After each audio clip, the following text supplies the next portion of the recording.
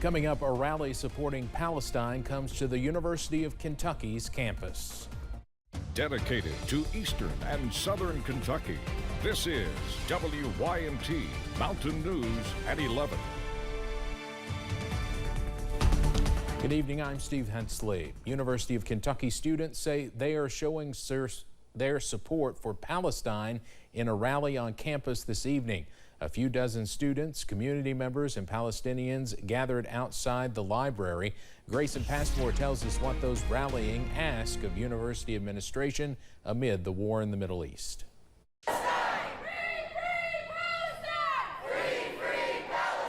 The University of Kentucky joins the growing list of college campuses to become host to demonstrators calling for a ceasefire amid the war in Gaza.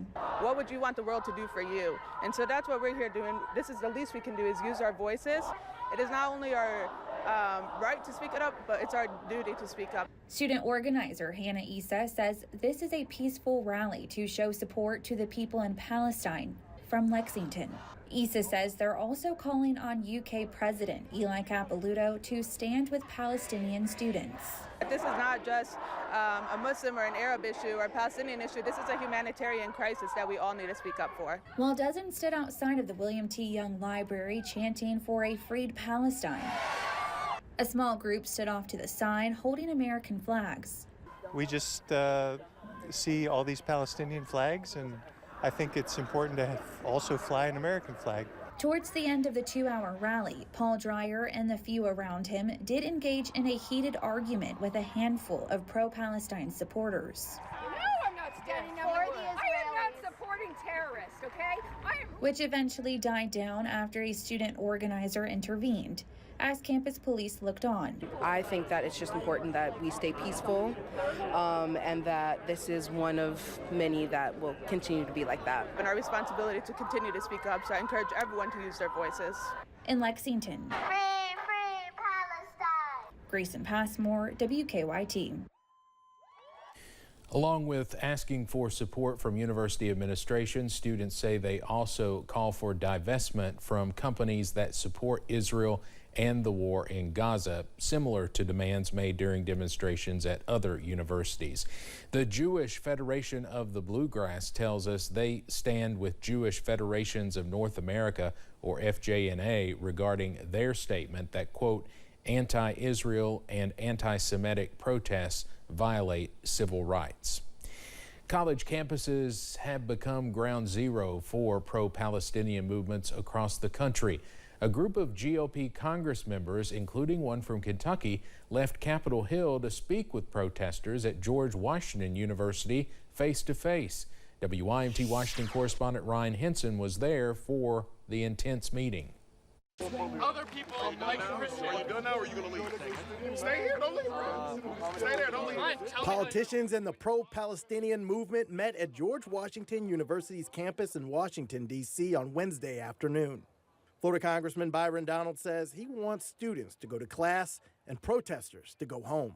Now, you can say that you want to be supportive of the Palestinian people, but you also have to acknowledge that Hamas embeds themselves amongst the Palestinian people. Kentucky Congressman James Comer shared his concerns about the protests as he moved through the encampment. The signs that some of the people are holding, and it's very concerning, very anti-Semitic and very concerning. We bless Israel! We bless Israel! Protest organizers say they've occupied a section of George Washington University's campus for about a week now. They say they have no plans to leave until the university gives in to their demands. We're here to back up the students and support them as they demand that the university that they go to divest and remove all its support from the genocide happening in Gaza. They don't hear us. This is the issue. Like, this is the biggest issue in America. Nobody hears us. Reporting in Washington, I'm Ryan Henson. George Washington University says on its website they are monitoring the protests there and working with police to handle non-students on campus.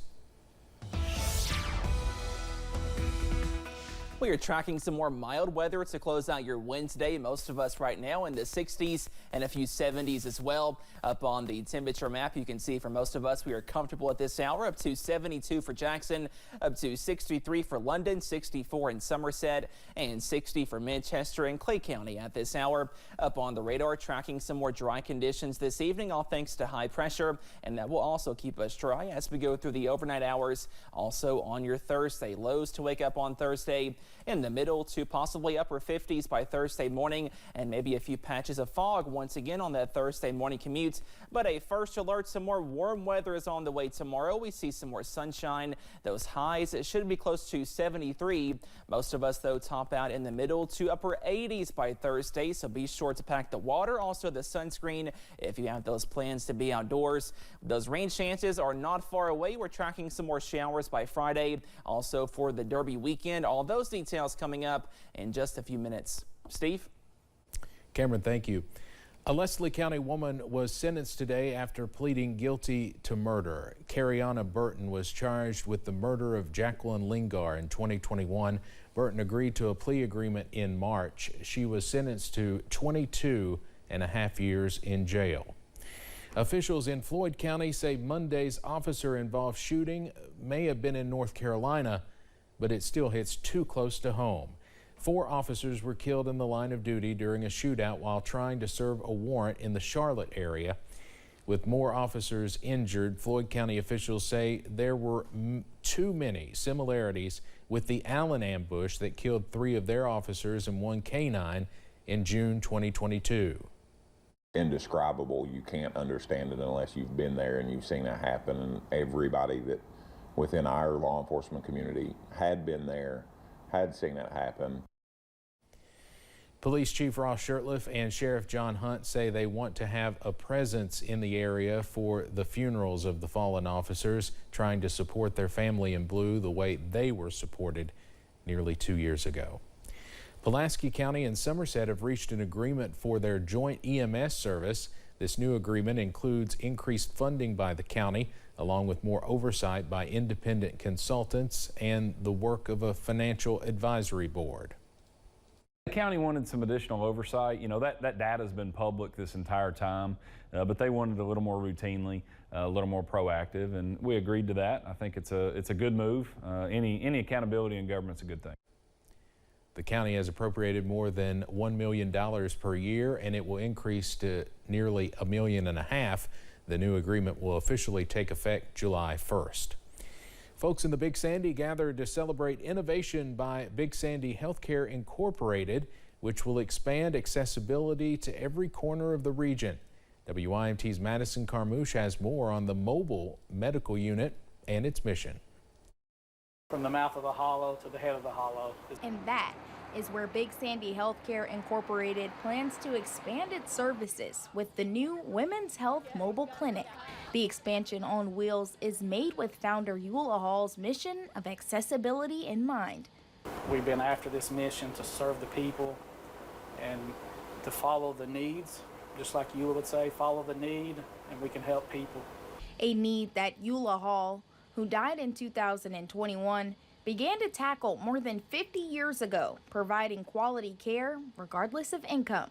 First of all, Big Sandy is a federally qualified health center, so we offer quality care to patients who don't have easy access to care or patients who may be underinsured. Officials say that a big part of this mobile unit is that it is a fully functioning clinic with a 40 ultrasound machine as well as a mobile lab.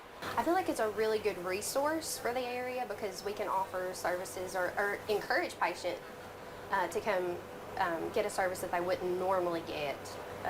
Women's care is something that people neglect a lot sometimes, and it's really important to us that they have access to annual visits. The mobile clinic offers services like cervical cancer screenings with the hope of keeping folks healthy. I think Eula may be looking down on us and saying, you guys are doing a good job, keep it up. In Floyd County, Madison Carmouche, WYMT Mountain News. For more information about the location of the truck and how to get it in your area, find the story on our website or the WYMT News app.